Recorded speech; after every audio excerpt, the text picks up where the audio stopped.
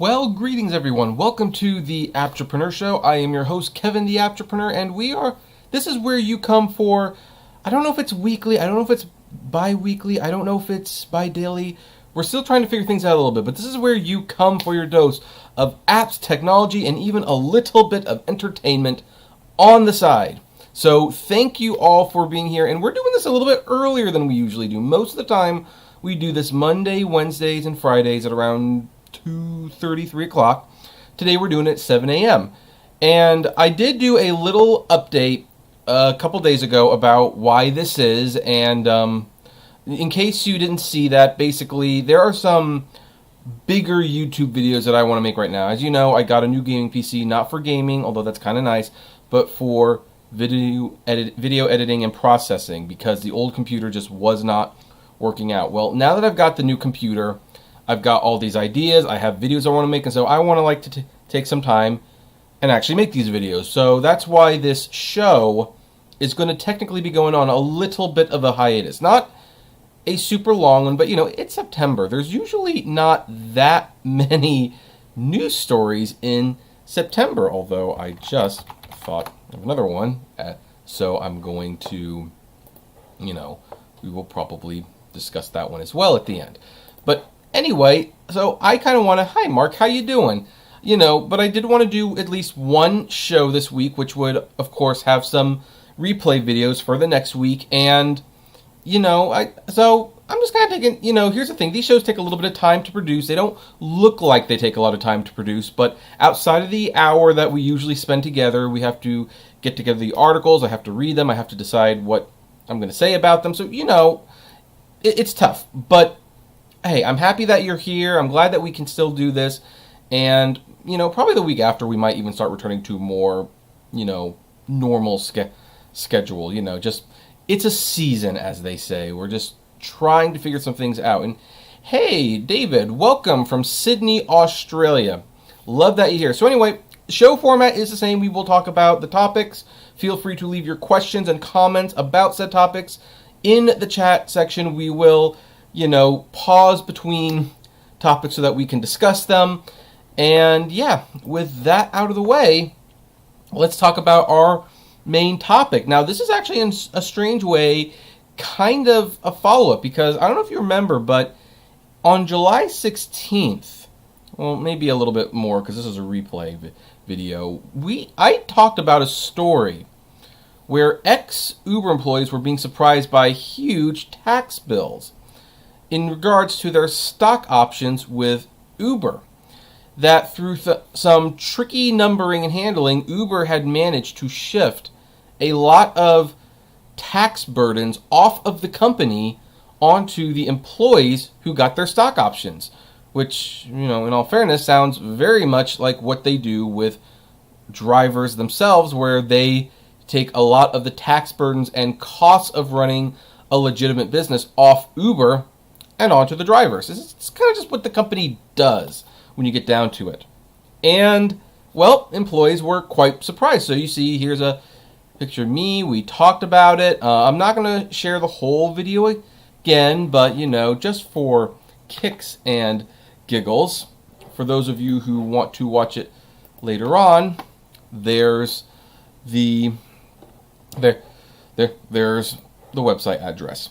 But anyway, so those employees were not happy then, and they're not happy now. In fact, they are suing Uber over the stock price decline, which most of the time I roll my eyes when stockholders sue companies for stocks declining. You know what?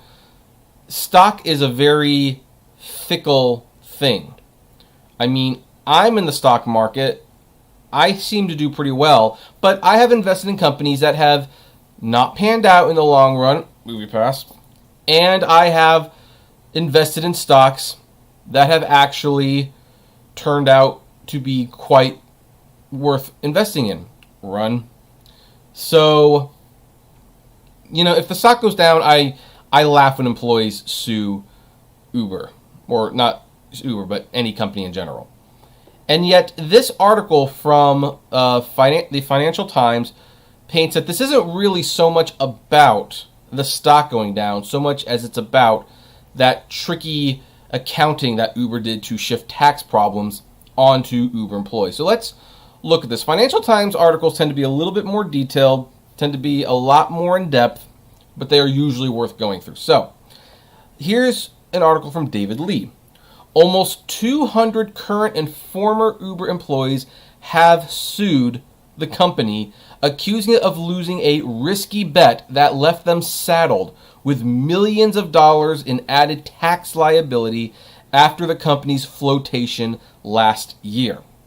The complaint, submitted to the California Superior Court on Thursday, alleges Uber knowingly and without proper permission put employees at risk of larger tax bills in the event that Uber's stock price went down in the months after its IPO, as it did. Uber has said the claims are simply without merit. I doubt that they are simply without merit.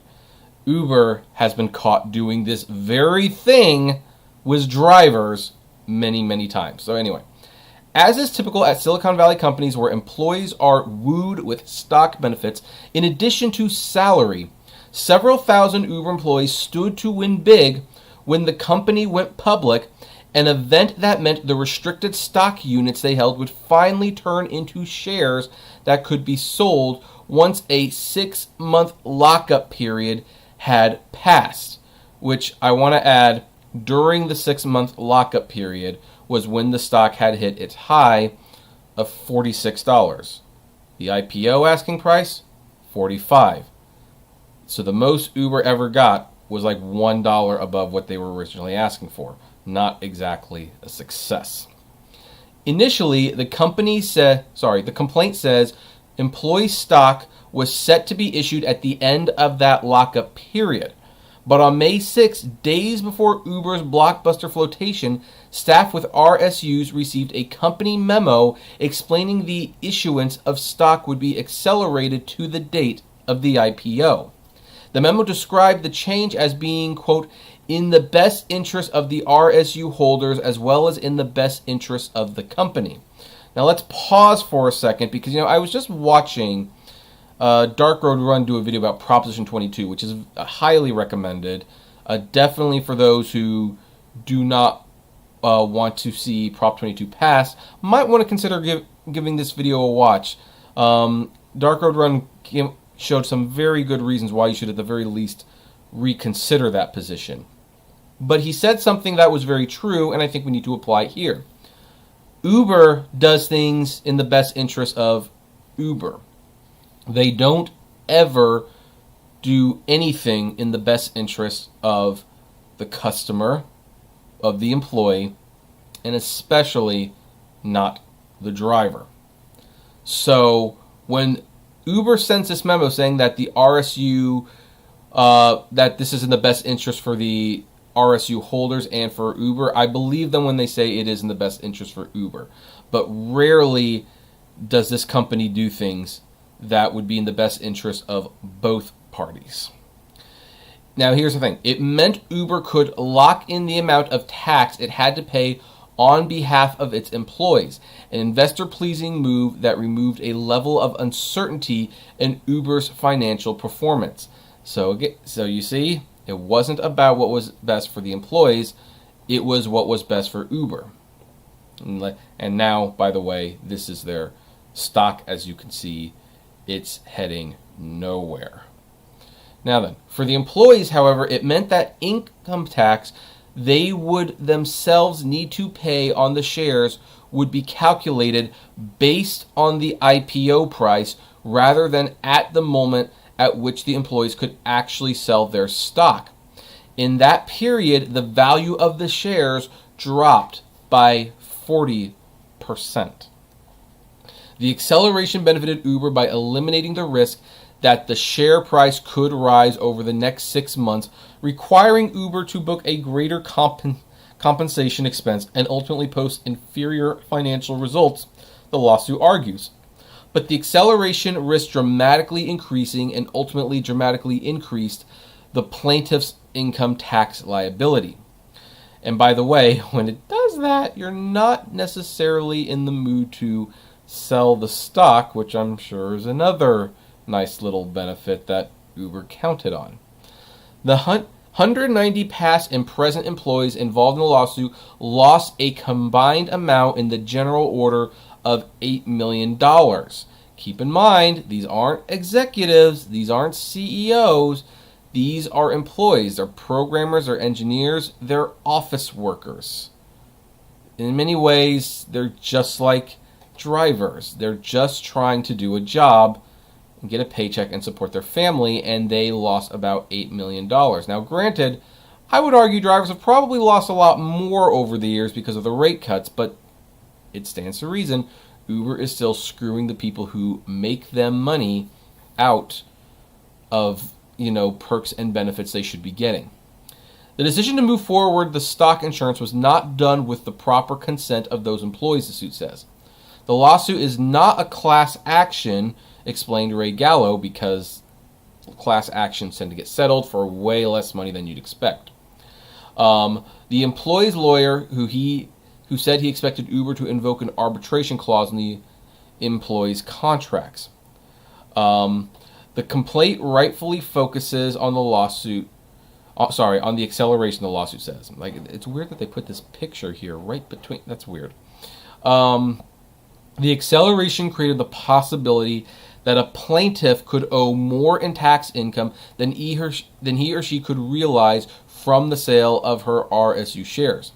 The memo did describe several of the downsides and said employees were strongly encouraged to seek guidance from external tax advisors. So basically, there's just a group of employees who are coming together to sue the company. Now, again, let's look at this chart.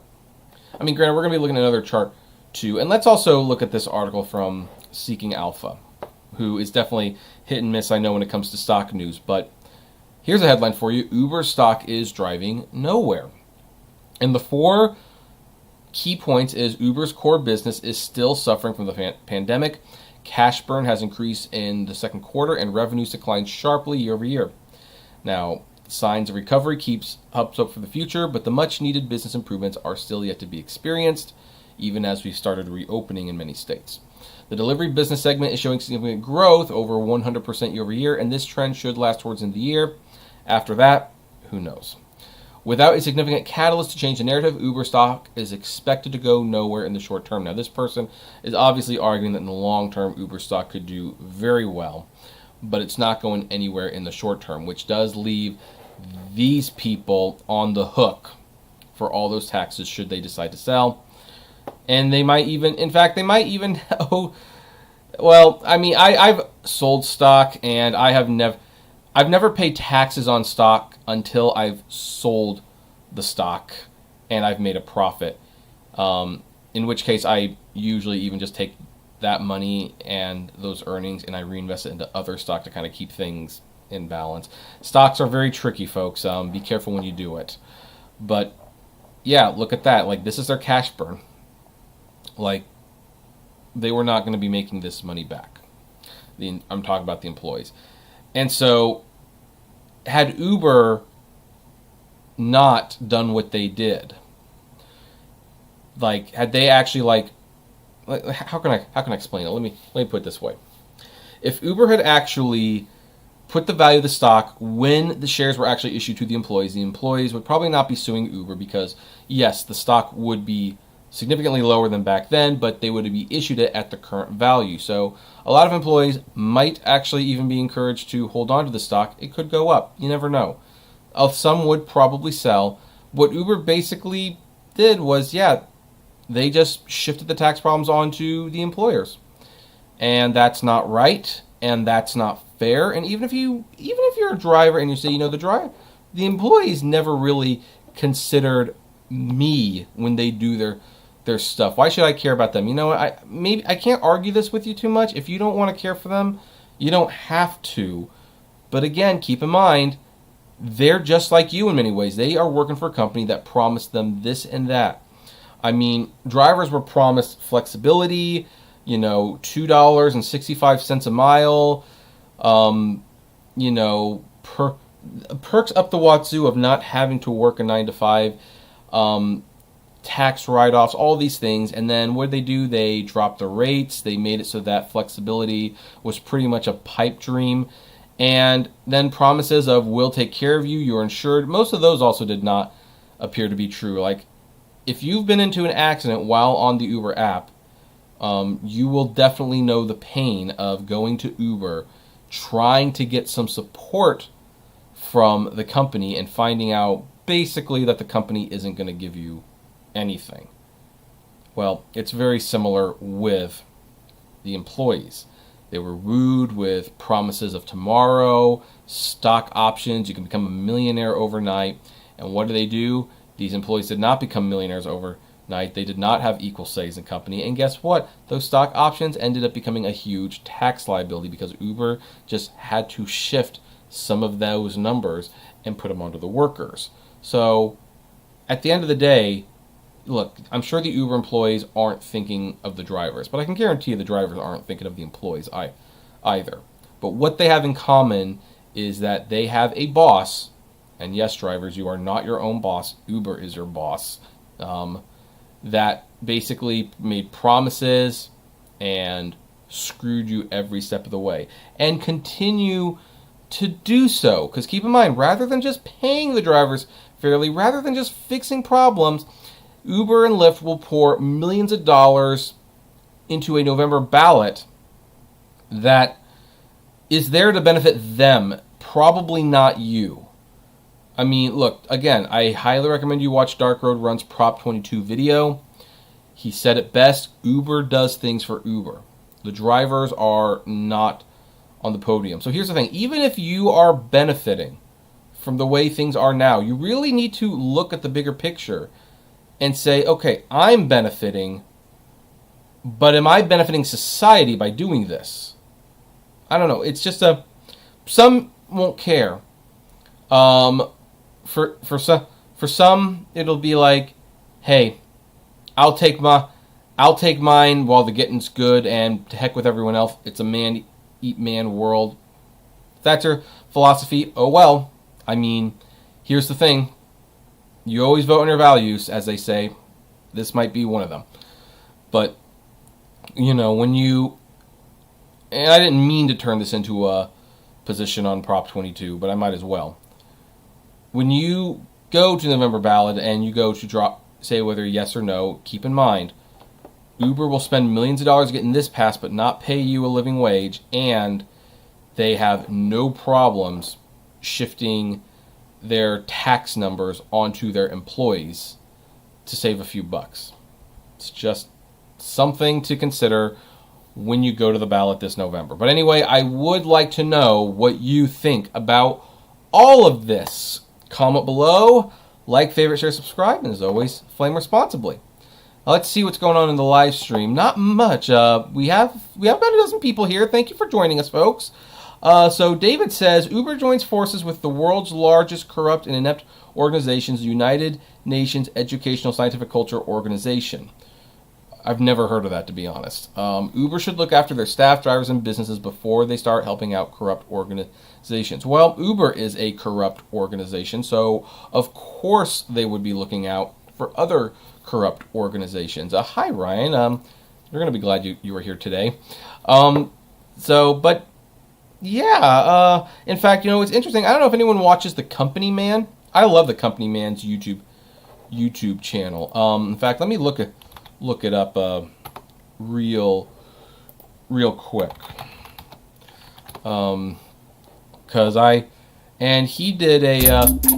He did a video called Uber, the Controversial History, and he talks about companies, their rise, their fall, what made them successful. This one, he decided to call it the Controversial History, and he decided to tackle like 8 of their biggest scandals and controversies. Just 8, and there were way more than this. And so the number 1 controversy and scandal was their driver relations, the way they lured drivers, surge pricing, safety concerns, sexual harassment, Travis Kalanick, and the cyber attack, which, by the way, the guy who paid to cover up the cyber attack has officially been charged, and he's, I believe, going to jail. So I think that's the first sign that, and the guy who stole the secrets from Waymo Anthony Lewandowski, he is also going to be facing jail time. So I think we're actually at the start. I'm going to give this video a thumbs up, by the way. That we are that Uber's days are numbered. They can't hide from these forever. And there's so many more. There's the God view mode. There was the evading the police. There was the basically bailing out drivers for breaking the law. Basically, oh no, if you get like a ticket, call us. We'll pay the ticket, which they don't do anymore, by the way. But yeah, that's how they did it. They would literally encourage people to break the law to get their product out there. So, this is just not a moral company, regardless which way you slice it. And, I think I am always surprised when people act like this is abnormal. It's not. Doing the wrong thing is very normal for Uber. Hey, George, how are you doing?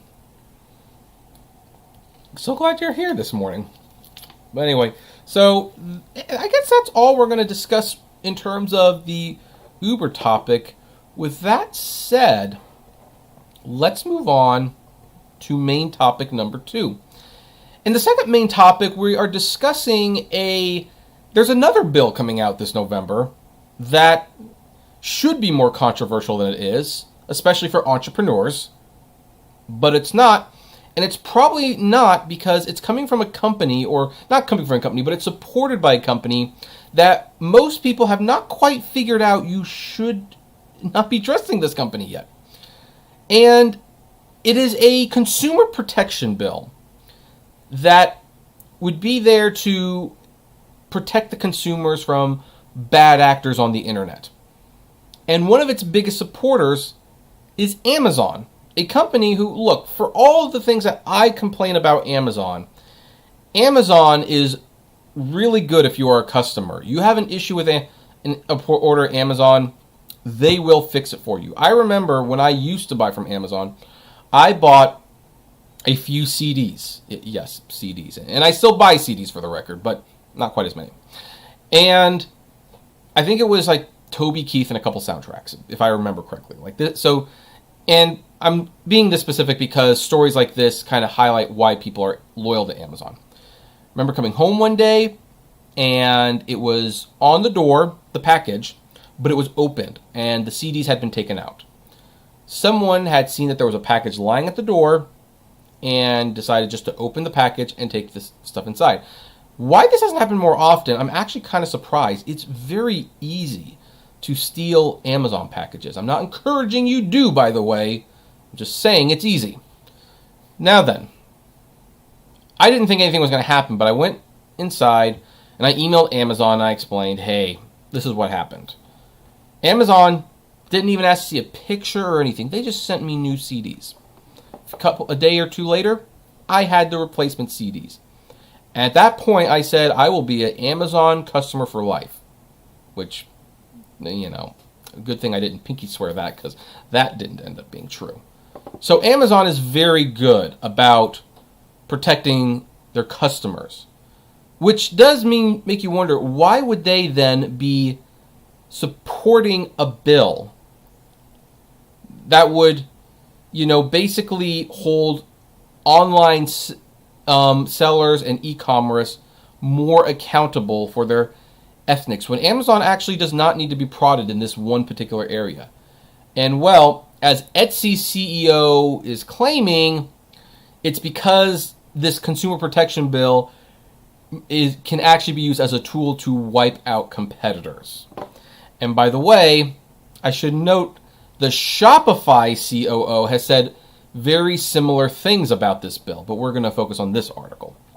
So, Amazon came under fire Tuesday from Etsy CEO Josh Silverman, who alleged in a blog post that the company was trying to turn a proposed California consumer protection bill into a wolf in sheep's clothing that would stifle competition.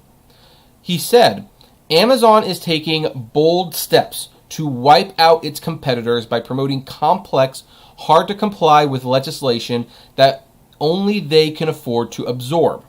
Amazon's goal is to be the only place to buy stuff online. Amazon did not respond to Business Insider's request for comment. In California, lawmakers are expected to vote this week on it's always California. It's always California. AB 3262, a bill that would make online marketplaces liable for defective products sold on their site by third parties, like brick and mortar stores, and most retailers are already, which would be the first such law in the U.S.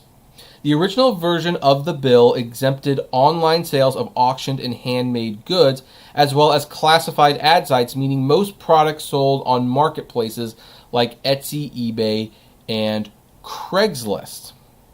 But on Monday, days after Amazon said in a blog post that it would support a version of the bill that applied to all online marketplaces, lawmakers amended AB 3262 to do exactly that.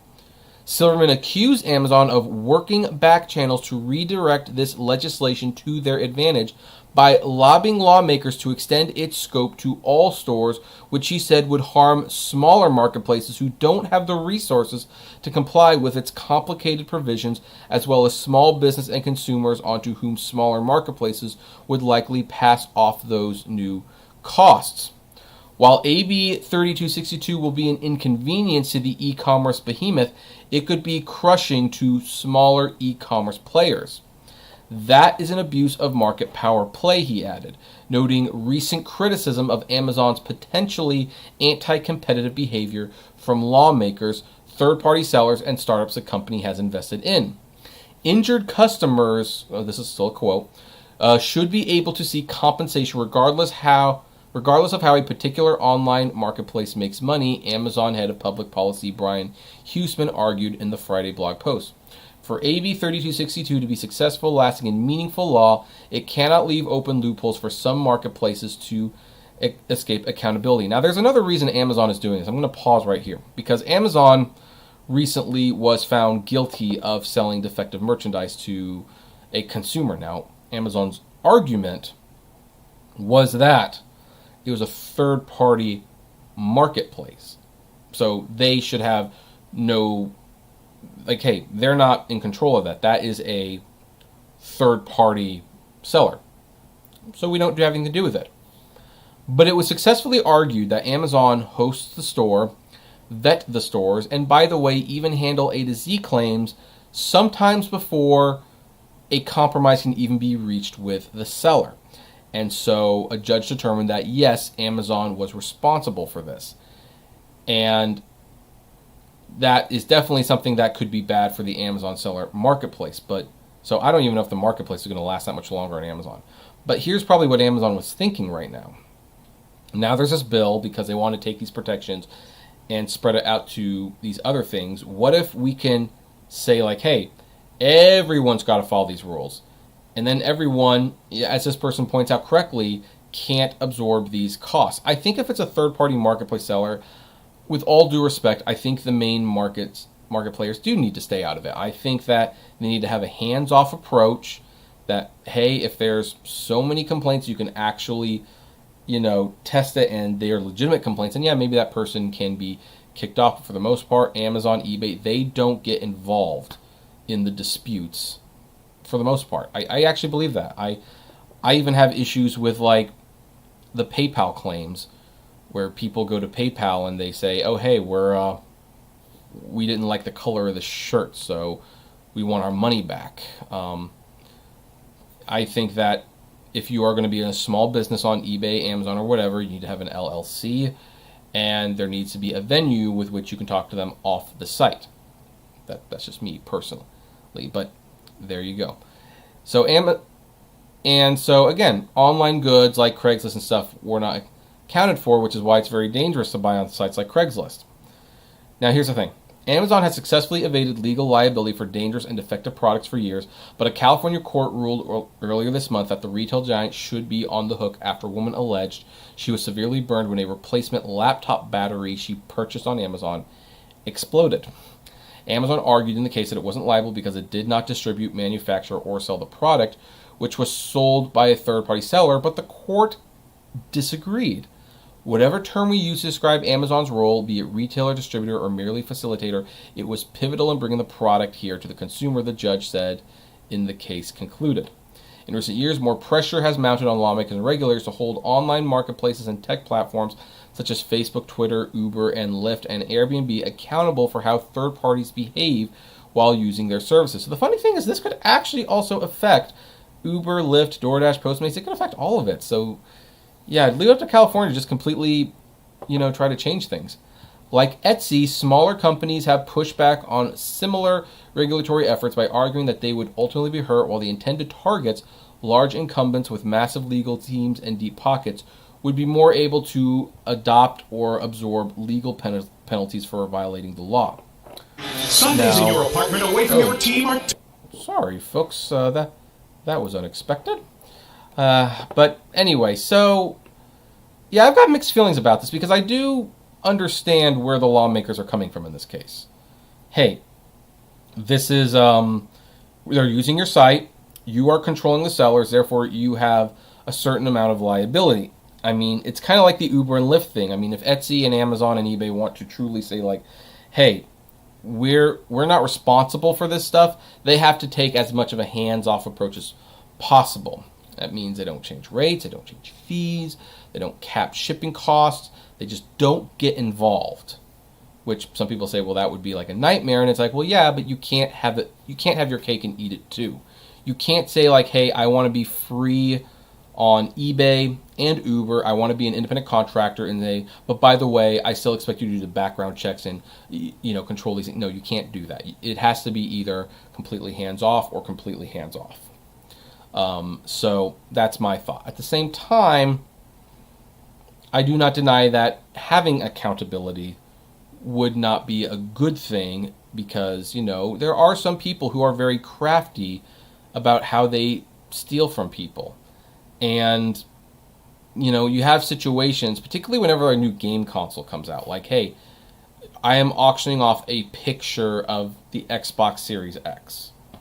And this auction will get hundreds of dollars in bids, and then they get a picture of an Xbox Series X. Now, was the description accurate? Yes, but was it ethical? Probably not. So you have situations like that, and it happens all the time, and there should be some accountability against sellers like that. But now it is showing because Amazon swooped in, they requested their little change, and you do have to ask yourself, why are they making this request? It's because they probably know, and Amazon loses money. That's their whole business model, is to lose money. Most people, they're in the business of making money. Amazon's not. And yet somehow they do it. Well, they do, but they don't. Anyway, they know, hey, you know what? We could drown them in these fees. If there's defective merchandise, we can just absorb this cost and they can't. And that is one more way we can beat them. So they're shifty. They're really shifty. But I do have to ask a question. What do you think about this? Do you agree with California? Do you think this should pass, or do you not agree? Do you think this shouldn't pass? I would love to know. Comment below, like, favorite, share, subscribe. As always, flame responsibly. All right, let's see what's going on over in the comment section. So Ryan says, I still buy them too. I like having physical copy and that you don't have to rely on a specific service for your music. Oh, talking about CDs. Well, yeah, I agree, Ryan. I actually just bought a bunch of Jonathan Young CDs, and I can listen to him on YouTube all the time. David Robert said, I cannot believe more has been said about this because I'm furious. Yeah, no, it's because some people they just don't care. They don't care, and they would rather not know. So that's the main reason. And there is that great scene from Network where it's like, I know the first step is you've got to get mad, and then he says, he has to shout, I'm mad as hell, I'm not going to take it anymore. So, yeah, you have to get mad, and you have to care first. And then once you care, then you can start taking the steps. So, Marco Polo says, will there be another lockdown? That's entirely up to us. Are you leaving California? Not today. So, will you watch Mulan on Disney Plus? No. Well, abbreviation. No, while they're charging for it. Yes, when it's free. When it's free, bring it on. $30? Heck no. Unless it's in the theaters, I'm not paying that money. I'm not paying a premium price for an inferior viewing experience. All right. So, anyway, there's 20 people. If you haven't given a thumbs up, please do. I would really appreciate that. But with that done, let's move on to our next main topic, which ironically also includes Amazon. And this one's actually kind of sad, and this is kind of like a nice little follow-up because it kind of shows how even though Amazon is destructive in almost everything they do, they are so big, you almost can't avoid them. So, Toys R Us, they went out of business. Yeah, I mean, big shock. They went out of business, and a lot of people were very upset because the circumstances of them going out of business did not need to happen. There were many reasons why they went out of business. It wasn't just because of falling sales. In fact, sales were up, and some people don't know this, but sales for Toys R Us had actually been climbing. The problem was they were bought out by an investment capital group that was actually owned by Mitt Romney, interestingly enough, that saddled the company with a lot of debt. So even though the company had started to recover, they had so much debt, and the interest on that debt was so high that there was no way they could ever pay it off. So they ultimately shuttered shop. But there was still a need for an outright toy store. And so Toys R Us kept someone who bought like the name and the rights to Geoffrey the Giraffe, and has actually been slowly relaunching it. They started with some kiosk boxes out there to start with, and then they opened 2 locations, which are highly interactive, and thus you've got to feel bad for them because it's like right now the last thing you need is an interactive toy store. But they started coming back, and the sales were very promising. Well, they also want to get into the online thing, and so they have partnered with Amazon to do online services. 3 years after the toy retailer blamed Amazon for putting it after business. Now, here's the issue with this. When Amazon first started, they weren't as big back then when they were first starting out their business 20 plus years ago. But they did have a functioning website, and a lot of other companies just did not know what to do. So what did they decide to do? Amazon came and they said, hey, why don't we sell your merchandise on our website and we'll become partners? You know, people type in toysrus.com, and then they will be delivered to a section on the Amazon website. Toys R Us did this. Target did this at one point. And it was a way for these companies to dip their toe into the online marketplace. Now, here's what they were not being told. Amazon was collecting data on the sales. So when Toys R Us and Target decided it was time for them to go their own separate ways, Amazon had information like what Toys R Us customers like to buy, what kind of deals they were drawn to, what did they usually buy with the toys if they had more than just toys to buy. This is information that Amazon collected. And so when Toys R Us launched their own site, Amazon knew Toys R Us's customers way better than Toys R Us did. And as a result, it was very, very difficult for Toys R Us to actually get their customers to buy from their site. And here's the other thing that Amazon had. They had email addresses of Toys R Us customers. So Amazon could send emails to people who would regularly shop at Toys R Us and say, hey, you know this deal you usually like getting at Toys R Us? Come get this deal at Amazon, and they would siphon away the customers. So Amazon played a very pivotal role in destroying Toys R Us, and Target even said that partnering with Amazon was one of the biggest mistakes they ever made. And yet, here we are, years later, this company is fully aware that Amazon has screwed them. That by partnering with them, they will continue to screw them. But then, what are you going to do?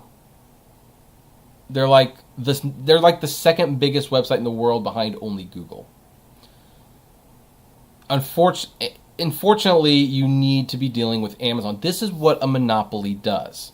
Now, I have shared my Amazon store and sales on Amazon store and some complaints. And people said, you are such a hypocrite. You complain about Amazon, and yet you sell on Amazon. Well, I have to, of course, emphasize, one, I don't buy from Amazon, which I will absolutely not do, unless it's an absolute emergency. The other thing is, I actually think I'm very consistent. I don't like Amazon. I don't want to have anything to do with them, but look at the money you make from them. You have to be in bed with them. It's like rideshare. Don't like Uber? They're the number one. Don't like Postmates? Guess what? They're the number one in delivery. And now that they've been bought by Uber, even more so. Here's the problem. Here's like the definition of a true monopoly. A true monopoly is when they are so big that even though you hate doing business with them, even though it hurts you to do business with them, you have to do business with them. Because there's just too much money to be left on the table. It's too much money to be left on the table. So, let's look at this article real quick. Nearly 3 years after Toys R Us blamed Amazon for its dramatic downfall, the recently resuscitated toy brand is now leaning on the e-commerce giant to support its online orders. Amazon will now serve as a primary fulfillment partner for orders placed through the Toys R Us website. The website was first relaunched in October 2019 as part of a joint venture with Target. According to a Target spokesperson, the exclusive agreement between retailer and True Kids Brands, the parent company of Toys R Us, has officially ended, and the company declined to share any additional information on the matter. And by the way, just to play devil's advocate, Target can do this very same thing with Toys R Us, just saying. When Toys R Us debuted its relaunched website last fall, it served as a hub to browse products, read reviews, make wish lists, but not directly make purchases. Instead, consumers were directed to purchase toys by clicking on a button that sent them to Target.com. Buttons that have since been replaced with links to Amazon. An Amazon spokesperson confirmed that Toys R Us is now a standard associate. Toys R Us and True Kids Brands did not respond to Business Insider's request for comments. So that's the deal. That is the deal. In fact, let's go to the Toys R Us website. Let's see what it looks like here. What toys do they want? So, like a Batman 12-inch Rebirth figurine. Yeah, that's something I'd probably buy. And then you click buy now, and, well, I don't know if you can see it, but there is a link to an Amazon website. I'm not going to go there because one of the things that Amazon does is they actually display your zip code on their website, and I don't want people to see my zip code. So anyway, that's a bizarre but not entirely unexpected twist in the Toys R Us Amazon saga. Amazon did a lot of damage to Toys R Us. They know it. They know that Amazon will continue to do a lot of damage to them. What might mitigate it a little bit, maybe a little bit, because maybe they just have like a standard associates partnership account, is that they're just putting direct links to Amazon's website. They're not actually integrated into Toys R Us yet, so there might still... If it's just a regular associates, then yes, Amazon's getting the sales, but Toys R Us is not only getting a kickback, but they are also getting some of that data. So maybe it'll work out a little bit better this time. Who knows?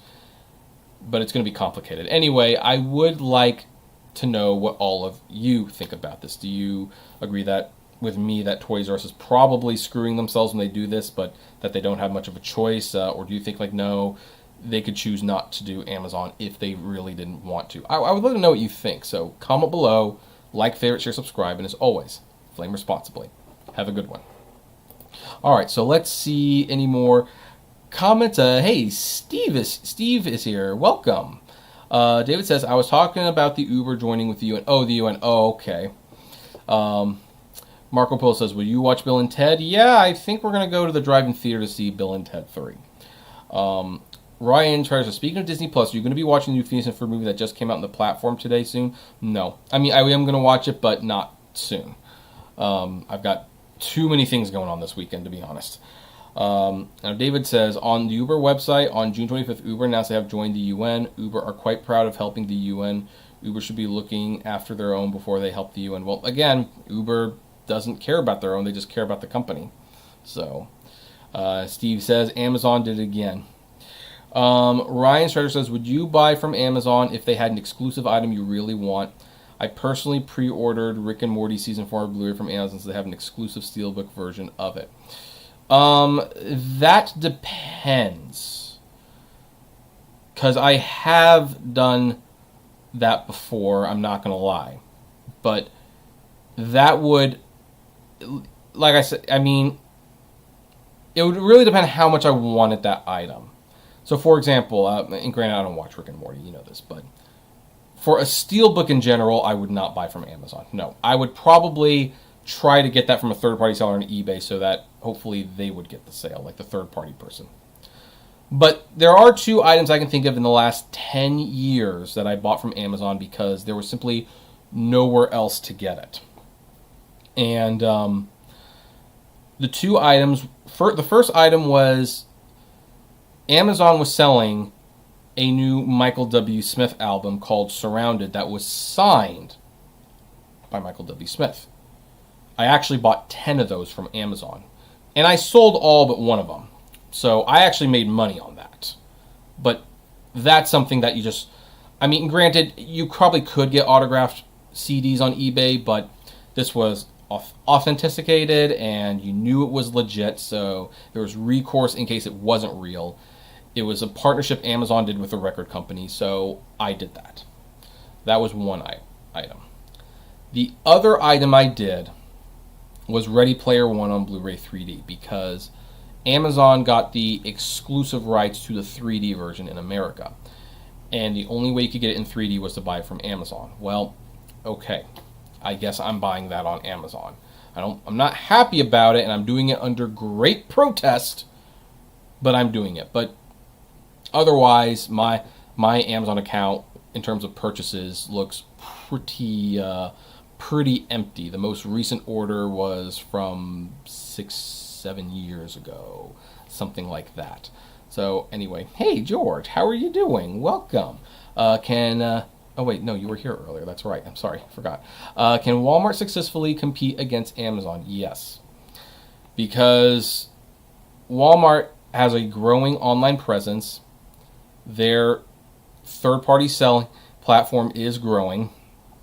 And for that matter, they have the main thing that Amazon doesn't have. They have stores. And stores are still a big deal. So Walmart can compete against Amazon. They absolutely can, and that's why they're the biggest enemies. I don't know how I feel about two of the biggest companies in the world being the two companies that historically have abused workers and people the way that they have and have, for lack of a better term, ruined the economy in ways that we've never really recovered from. So, and maybe never will, I don't know. So yeah, I have mixed feelings about those two going head to head, but I kind of consider them both to be monopolies to a certain extent. Amazon more so, obviously, but Walmart's pretty close. Anyway, if anyone hasn't given a thumbs up yet, please do. I would really appreciate that. All right. So with that out of the way, let's move on to main topic number 4. I believe it's number 4. This one's probably going to be a brief one, but I think I've made it clear that I love, I'll just grab it right here, my Nook. I love the Nook. I love reading. A lot of people don't. I love reading. Well, maybe you could figure that based on how the channel runs. But, I love reading, and when it comes to reading digitally, the Nook is my, device of choice. I do have a Kindle, and I do have an iPad, and I do have a Surface. I have all those things. I have a Kobo. The Nook, the smoothest, especially their tablets, I love their tablets, and I think it's a shame that it's not more frequent.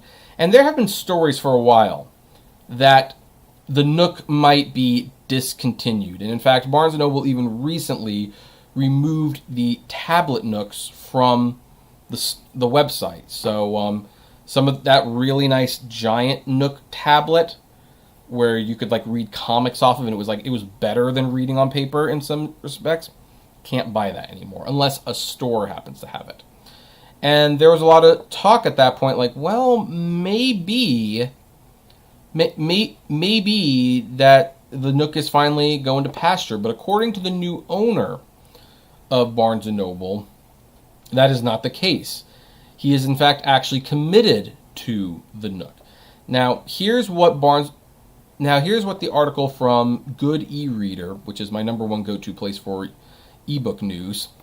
It says, Barnes & Noble CEO James Daunt is currently using the pandemic in the U.S. and most of his bookstore closures to do remodeling and change the way the stores are designed, which is true. I actually went to a Barnes & Noble fairly recently, and I noticed that they had completely redone their media section, which now, aside from the Criterion Collection and some vinyls, has been stripped of the vast majority of the DVDs and Blu-rays and music CDs, and now has books and Funko toys. For the past few decades, all of the book buying was done out of New York, and the head office mandated the way stores were designed. Daunt is remodeling and giving the bookstores a chance to display books and other materials the way they want, effectively letting them be indie booksellers. He is also putting a priority on the Nook. You would think then that Barnes & Noble's Nook e-reader would be destined to continue to languish on Daunt's watch. Waterstones, under Daunt's direction, gave up its ebook business in 2016, tying up with Rakuten's Kobo platform instead. But Daunt sounds ready to give Nook the attention it has desperately needed, as Amazon's Kindle has run away with the space. And he says, I absolutely love Nook, and I think my predecessors had fallen out of love with it. It's underpromoted to our customers. It became the sort of wayward child that had become embarrassing. But if you want to read digitally, the app is fantastic. I'm a champion of digital books and digital book retailing, but above and beyond that, I'm a champion of reading. There are many reasons why people want to read digitally, but Nook needs to be much better supported from within Barnes & Noble's ecosystem. So that is an encouraging sign to read. That means there will probably also be future Nook models. And here's the thing. The app really is, I think, the reason why he didn't give up on it. Because the Nook app can be downloaded on, frankly, the Kindles and everything. So what he's probably going to do is he will probably focus on making the app the best experience it possibly can be in terms of reading, buying, and even letting people borrow books from each other. And then the Nook devices will just be one more thing. And they're just... because I think he sees the value. One of the problems with Barnes & Noble right now is if you want a physical book and you want it that day, you're probably going to go to Barnes & Noble. But if someone goes to Barnes & Noble, and let's say they look up a copy of like Roni Kenshin book number 17 isn't in stock for whatever reason. And it's like, oh, well, I guess I'll buy it digitally. Well, guess who they're going to buy it digitally from? They're going to buy it digitally from Amazon. And Barnes & Noble wants to change that. I expect the Nook will be more integrated into their membership that they do every year, which, by the way, for $25 a year, that Barnes & Noble membership is a great buy. 10% off the books, and you get free expedited shipping on the website. You can buy some books from somewhere other than Amazon and get it cheaper. Really, that's a kind of nice, right? But it's going to take some time, and I think one of the reasons they took down certain tablets is I think they're really planning, what are we going to do with this going forward? But it's nice to hear that the CEO is committed to it, and he's not going to get rid of it. This was a concern of mine when he bought the books chain. But hey, looks like it's going to work out. But anyway, I would like to know what you think about this. Are any of you ebook readers? And if so, what device is your reading device of choice? Most of you probably read Kindle. That's fine.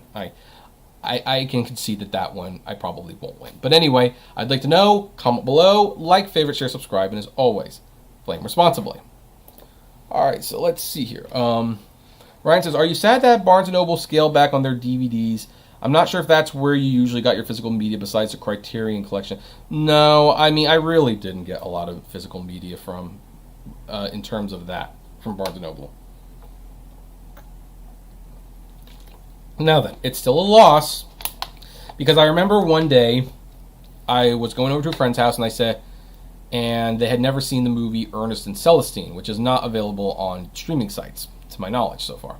I decided I was going to buy it, but Ernest and Celestine is such an obscure movie, most stores would not have it. But Barnes & Noble did. Now, granted, I paid a premium. It was $40.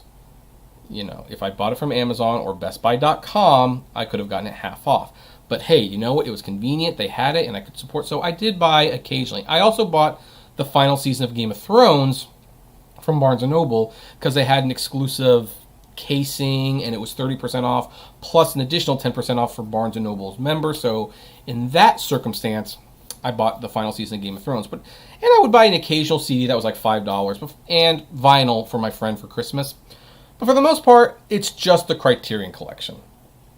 Just the Criterion Collection that I buy at Barnes & Noble's. So anyway. All right, well, let's move on to main topic number 5. And I'm going to talk about this one mainly because I'm fascinated by this, and I want to talk about it.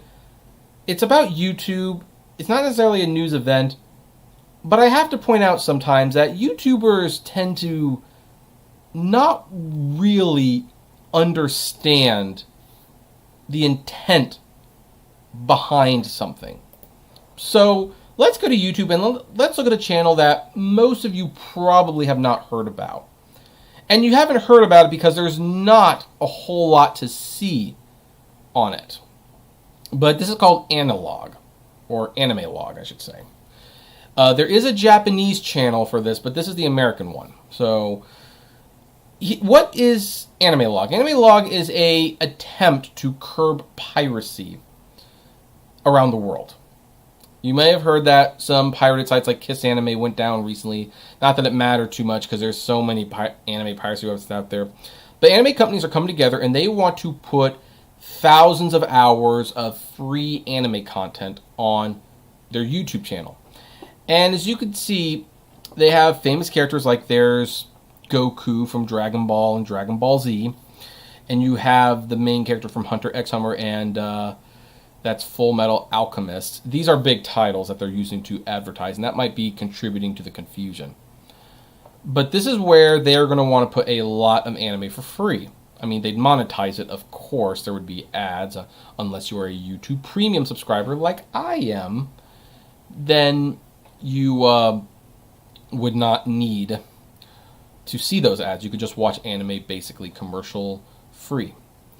And when this was announced, a bunch of anime YouTubers started flipping out and saying that basically the anime companies had backstabbed Crunchyroll and Funimation and that they were going to destroy them. Like, look, here's one from Clownfish TV. Japanese anime studios could end Funimation and Crunchyroll. In all fairness, this one says, or could they? Because I think this was actually one of the more nuanced takes on it. But you have a why I'm done with Crunchyroll and here you have Funimation ends its partnership with Crunchyroll because of Sony. Could Japanese anime studios result in the demise of Funimation and Crunchyroll? Could Japan just destroyed Funimation and Crunchyroll? These are the videos that get made that I think are frankly misleading. I know that a lot of anime fans do not like Funimation and Crunchyroll. And, for good reason. Funimation's voice actors have gone insane on Twitter. And they, Funimation also makes these dubs that are, how should I say, questionable. Like, very, very questionable. They reference things like they make political opinions in the dubs. I understand why anime fans don't like them. But look, I'm sorry, but this is not going to destroy Crunchyroll and Funimation. It's not. Because let me tell you how this works. Funimation and Crunchyroll do pay a license to these anime companies to have their anime. Funimation and Crunchyroll are also very successful within their niche audience, so they're not hurting for cash. They really aren't. I mean, I know people like to think that they are, but they really aren't. Crunchyroll and Funimation, by many accounts, is still one of the cheaper places to watch anime. I mean, people don't like paying for anime, yes. At the end of the day, it's $6 for the low tier. And after that, and then you can watch all the anime you want. But no, here's what's going to happen with Anime Log. And let's actually go to my anime list so I can better illustrate what's going on. Anime Log is going to put, by the way, High Dive is another one, and that's only like $50 for the whole year to watch anime. So just something to consider. you're not going to be seeing like One Piece, third most popular anime here. That's not going to be on Anime Log. There are companies that are perfectly willing to pay to see that, and more importantly, there are customers that are willing to pay to watch that. Fruits Basket, probably still going to be on Crunchyroll. Crunchyroll, it still holds value to Crunchyroll, and customers will watch it. But what about Anne of Green Gables? Like, what about a show like this? This is a show that does not have mainstream success. At least not anymore. This show's from like the 60s or something. No, there's not too many streaming sites that would be willing to pay for this. For that matter, if they were willing to pay for it, it probably wouldn't be much. And the audience isn't there. It's a niche audience. So this is a show that would do wonderful. This would do wonderful on a YouTube channel if it was free. Now here's another one that I actually have seen, and I own the DVD of this. This actually did come to America years ago in like 97, 98, The Dog of Flanders. And it was licensed because there was like a live action Warner Brothers movie coming out, so I think Pioneer figured that the movie would be at least a moderate success, and this might be worth their time, but it wasn't. And granted, one of the reasons was because they removed 9 minutes of footage. Anime fans really did not like their movies being edited back then, and they admitted it was a huge mistake to not put the subtitled version on the DVD and just on VHS. Anyway, so this movie has been out of print. It did not sell well when it came to America, and it will very, very unlikely be licensed by a streaming company. But hey, on YouTube, a bored person might come across it, and they might start watching it, and they might find that they really enjoy it. But otherwise, this is not going to be popular on Crunchyroll. But a show like this is not going to be on a YouTube channel. Way too many people watch this thing to give it away for free. People still buy DVDs of this. They're not going to just put it on YouTube. So that's kind of, and I know this is kind of like a really off-the-wall topic for this channel, but that's kind of how this is going to work. I do think you're going to start seeing more companies creating YouTube channels where they take shows that, frankly, have an expired date and no one's really going to buy them anymore. There might be a few people who are interested in watching it, check it out for prosperity's sake.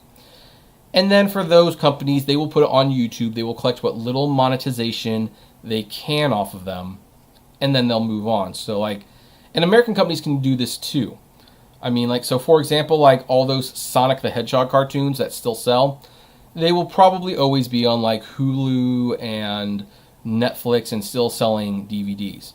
But the Dumb and Dumber animated series and the Free Willy animated series that nobody remembers and nobody cares about anymore, those could probably go on YouTube, and they would be fine. That people could watch them legally. There'd be some monetization, and it's kind of win-win for everyone because these shows have not been generating any profit, and now they could generate something, and no one with the most minimal of effort. So anyway, that is kind of my thoughts on it. I don't believe Anime Log will destroy the anime industry. It will not destroy Crunchyroll. It will not destroy Funimation. They will live in sync with one another.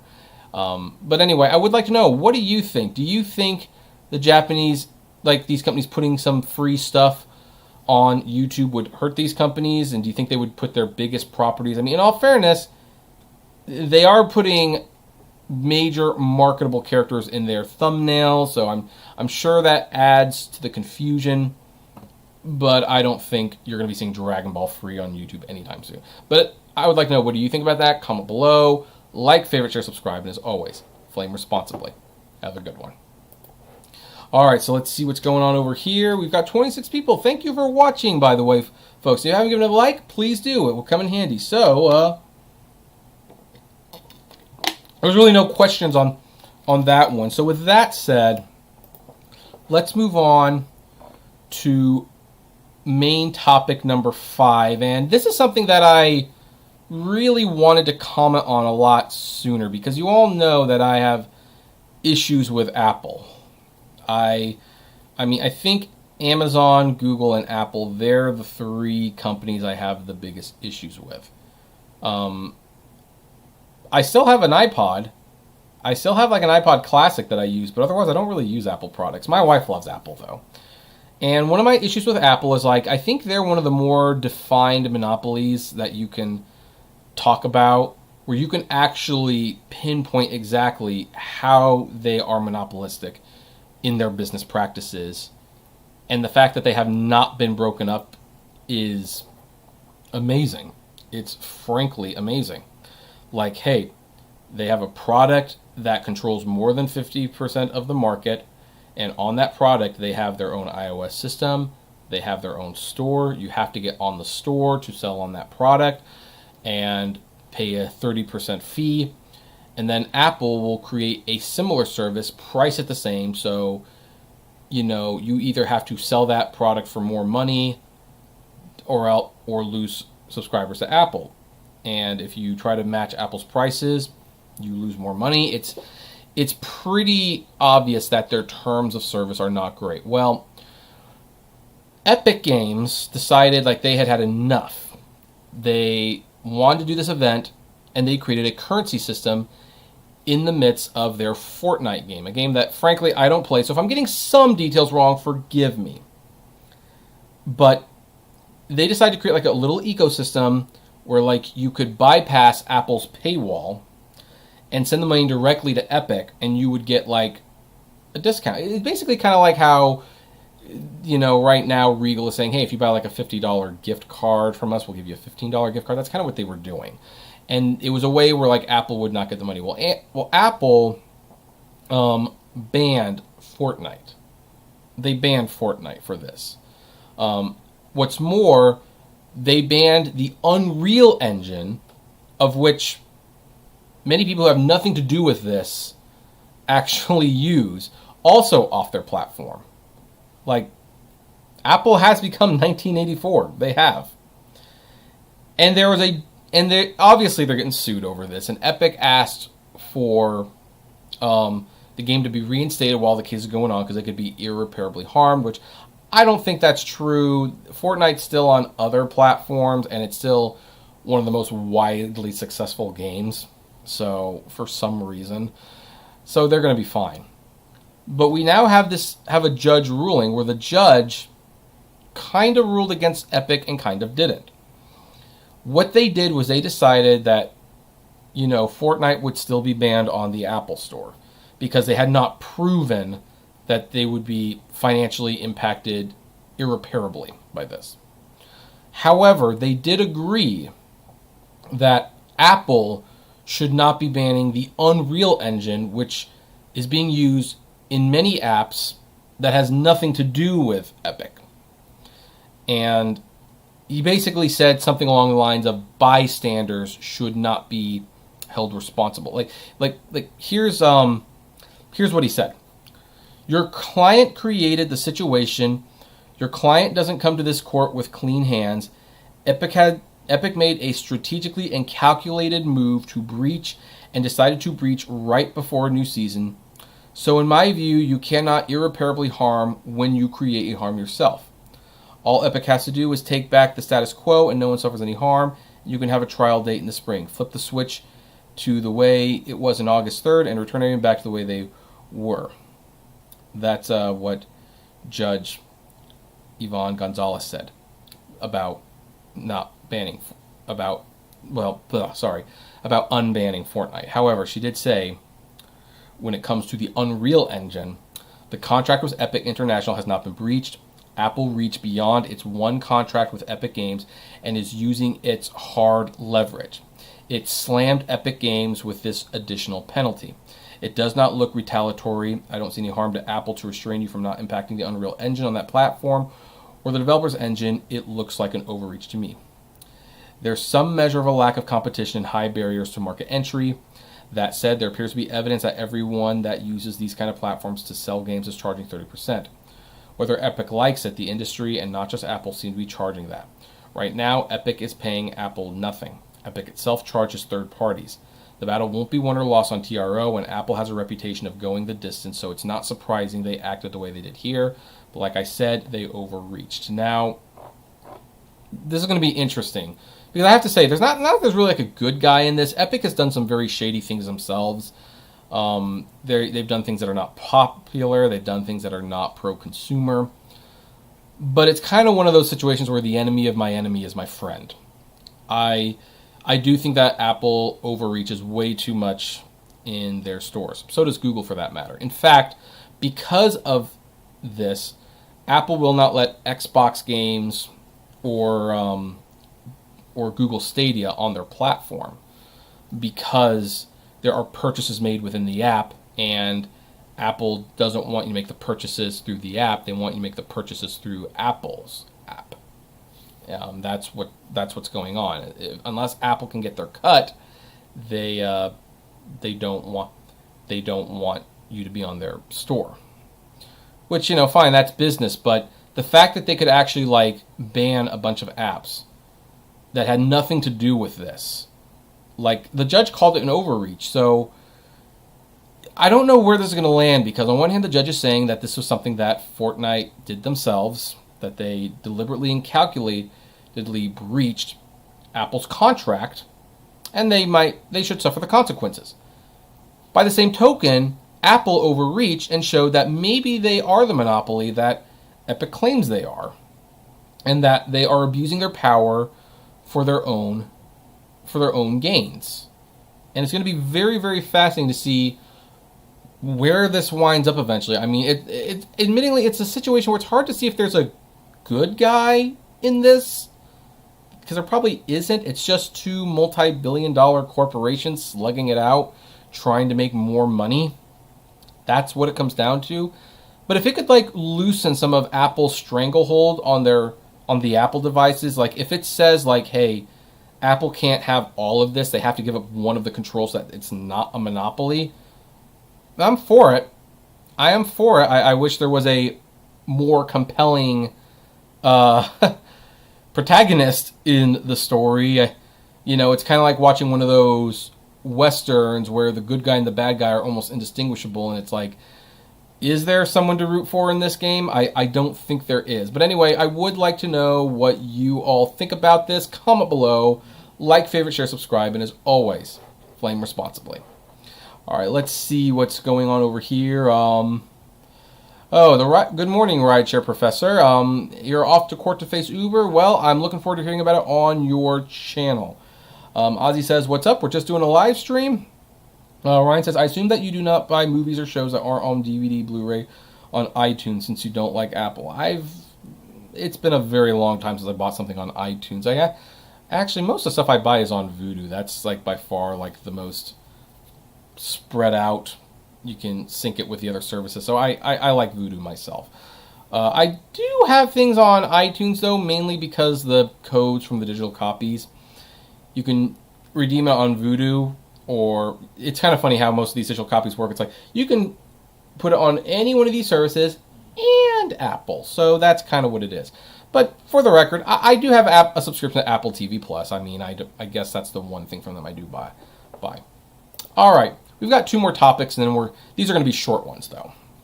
These are going to be very short ones, and then we're probably going to wrap it up. We've been going for more than an hour, which is fine. This is kind of the last episode before the hiatus.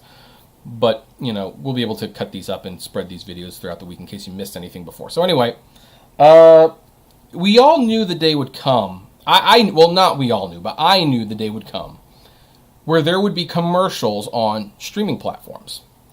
And it seems like Disney Plus is the first streaming platform to have commercials on it.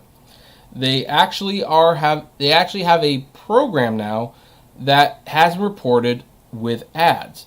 But here's the interesting thing. They're not modern ads, they're ads from the 1970s. And this was a very, very fascinating experiment that Disney pulled. A very, very fascinating experiment. So what happened? Well, there is a special that has not been seen in a very, very long time that appeared on Disney Plus of the Mouseketeers. It was called The Mouseketeers at Walt Disney World, which you can stream now.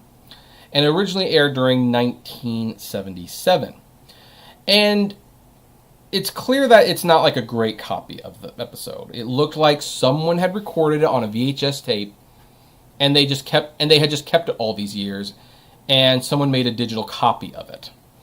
And for all we know, maybe Disney doesn't even have this special in their own archives themselves. I wouldn't, even though Disney does a very good job at archiving their stuff, I would not be surprised if there's some things that just slip through the cracks. And this might have been one of them. And so when someone discovered it, Disney was like, heck yeah, we'll take that. But here's the interesting thing. This recording had commercials in it. Now, the thing is, you can easily cut the commercials out. I could cut the commercials out. But they didn't. They left the commercials in there. So you see things like this. You see a guy selling shake and bake chicken. You see a Chevrolet commercial, among many other things. And this is one thing I did watch because it was like, and it was a surreal experience because it truly felt like I was watching something from the 1970s. Well, I mean, I was watching something from the 1970s, but it's like, it kind of almost, and I wasn't even alive back then, but it's like, is this what TV was like in 1977? Like, this was what the average program looked like. And so it was a very fascinating experiment. Now, from what I understand, none of these companies were charged money to have these ads stay on Disney Plus. I don't know if they got permission from them even. It's just free advertising. It's ads from another era. And it's just, and apparently, and it's also complete with analog glitches, and like, this is just weird. I kind of wonder what made Disney decide to do this, and I don't know. I don't know why Disney decided, like, to present this special this way. I mean, if they really wanted to, they could have cut the commercials. It probably still would have had, like, the analog mistakes, because maybe that's just all the best you can do right now. But the fact that they put it up as is was frankly very fun and very impressive.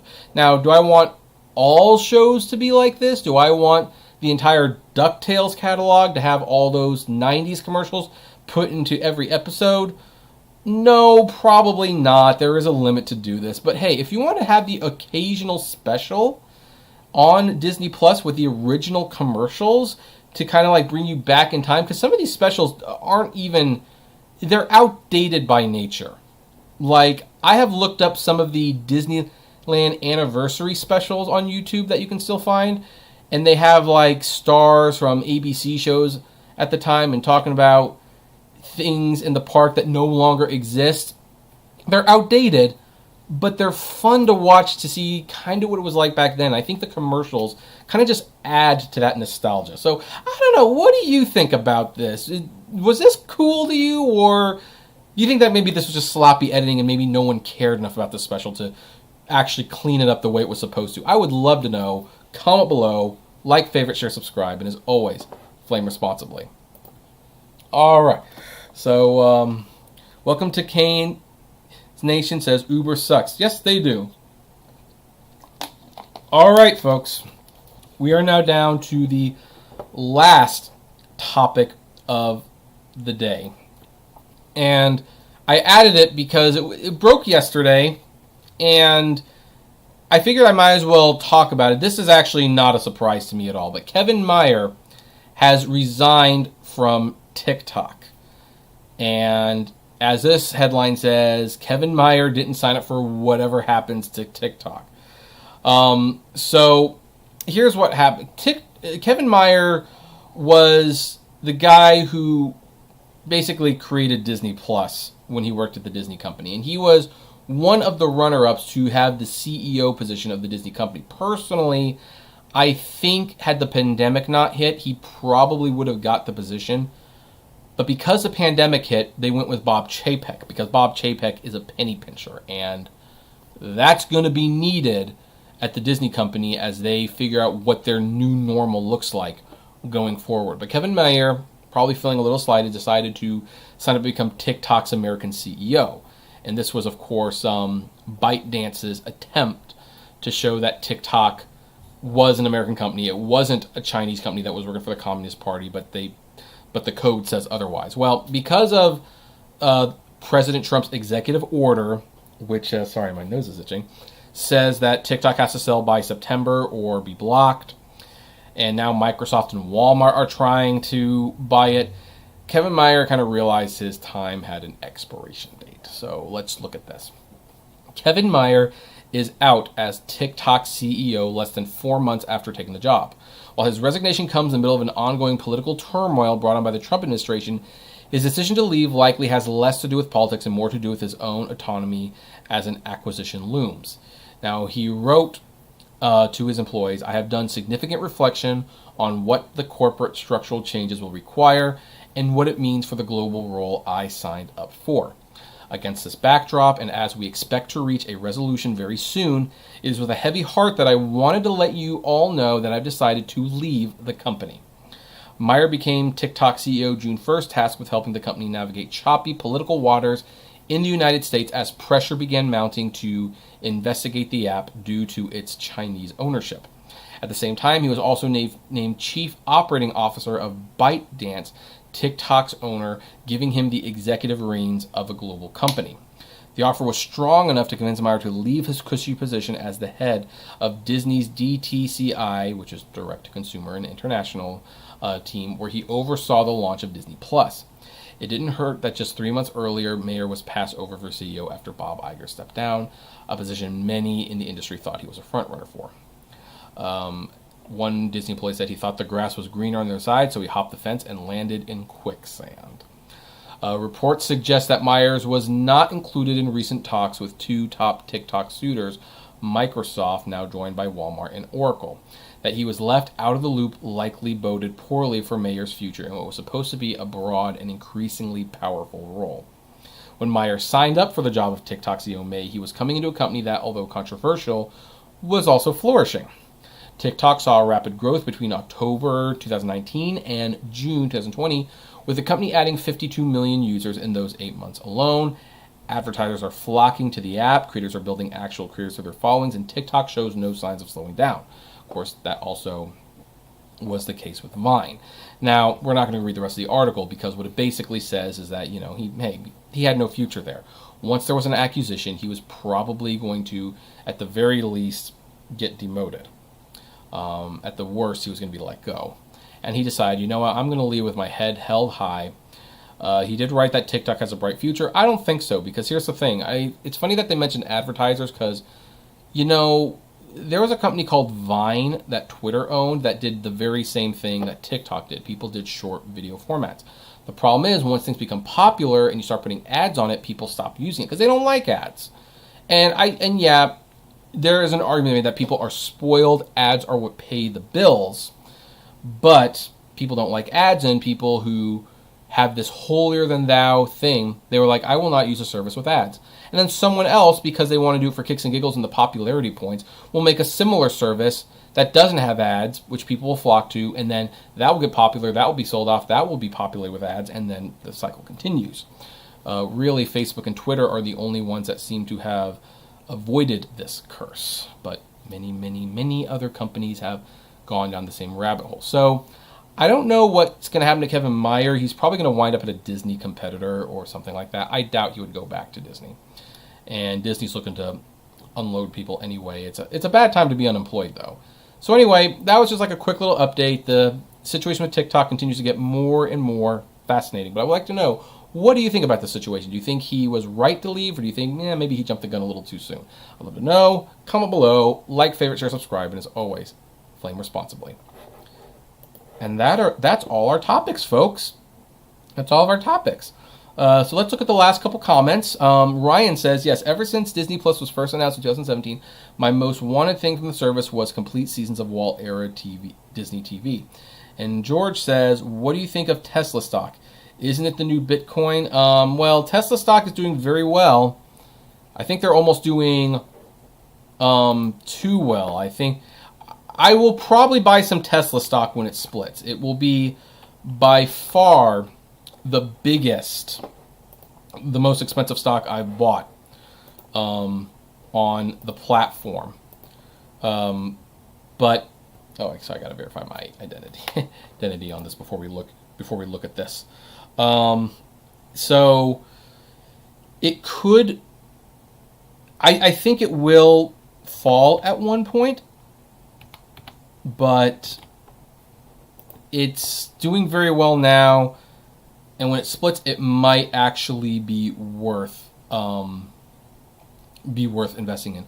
Since we are talking about my stocks, though, here's how they're doing today. This is my current stock portfolio value over the year. My stocks, I have increased my portfolio position by $2,189.59 with an average of $200 every couple weeks. That's been the average pretty darn consistently. My Microsoft stock is doing well. Now AMC, like, that's actually doing fairly well. Like, it was $4 like a few weeks ago. Now it's above $6. In fact, it looks like AMC got as high as $6.60 today. So that's doing very well. Keep in mind, when I first bought AMC, it was like $2 a share. Then I sold it and rebought it, and so that's what throws up the numbers. Plug is doing very well. Effusion Energies, Six Flags doing good. Look, Cinemark, like, all the movie theaters are doing better, like, are going way up because now they're starting to open the movie theater. So now might be the time to get into that. Of course, go to any tax attorney or, like, don't take financial advice from me. I'm just giving you my personal opinion. Run, I wish I'd bought more than 10 shares of Run, because Run has been a very big return on investment, over $400. Today's return was $30 alone. I might actually even buy a little bit more Sunrun because it's doing very good. I do have 100 shares of Barnes & Noble Education, and I have so far made a little over $3. But here's the thing: if this goes up $1, that's $100 earned. So so I'm kind of taking a chance on that one, admittingly. But this Ovid thing has not worked out the way I have wanted. I might dump that one soon. And Zynga, I'm still mixed feelings about it. It was heading up, and I decided to buy it, but that's when it pretty much decided to stall. So that one could be another one that I blew. But Neo, that's done very well. That's gone up quite a bit. They're expecting this one to go really high. Now let's look at Tesla real quick. Where is Tesla at? Tesla's, yeah. So, if this thing splits, it's probably still going to be like a $500 stock. Like, Papa John's has done very well, by the way.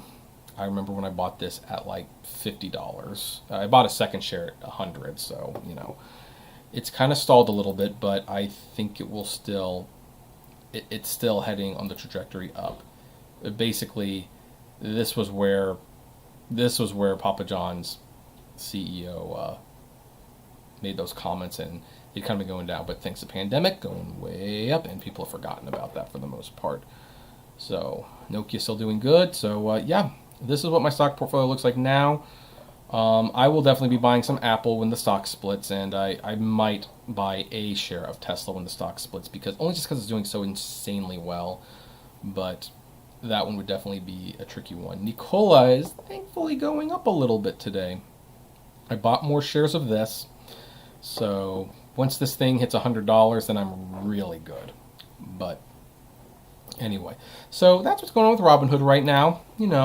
So George Schneider says, do you only pick up your own stocks? I only invest in index funds. I like to bounce I do both. And I think there's wisdom in doing both. So, but, talk to your bank, talk to a financial advisor, do however you want. Okay, folks, it has been an hour and a half, and we are going to be bringing this episode to a close. So thank you so much for joining me. Again, the Apptrepreneur Show will be on a little bit of a hiatus, but we will be cutting up this episode, doing the replays throughout the week on both the Apptrepreneur channel, the Apptrepreneur Media, and the Failed Journalist. So subscribe to those channels if you haven't. I'm going to be working on a couple bigger videos, and hopefully the week after you will see the results of this new computer that I got. It'll definitely look a little different than what it normally is. But thank you so much for spending this time with me. We will be together again soon. Take care and flame responsibly.